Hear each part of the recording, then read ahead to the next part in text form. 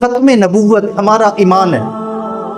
ہماری پوری دین کی عمارت جو کھڑی ہے اس عقیدے کے اوپر کھڑی ہے. اگر یہ عقیدہ کمزور ہو جائے تو سارا کا سارا جو ہمارا دین ہے وہ نیچے گر جائے.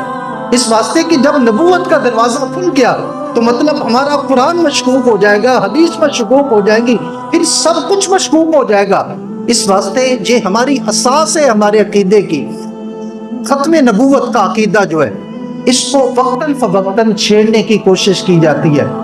اس واسطے آج ہمیں سوچنے کی ضرورت ہے کہ کیا وجہ ہے کہ جن کو ہم مسلمان سمجھ کے ان کو منتخب کرتے ہیں، جب وہ قومی اسمبلی میں چلے جاتے ہیں وہاں بیٹھ کے قانون سازی کرتے ہیں تو ختم نبوت کے خلاف. یہ مسلمانوں کا ملک ہے، مسلمانوں کی پارلیمنٹ ہے، مسلمان جج ہے، لیکن اس کے باوجود یہ وقتاً فوقتاً مسلمانوں کو کیوں پریشان کیا جاتا ہے، ان کی دل آزاری کیوں کی جاتی ہے.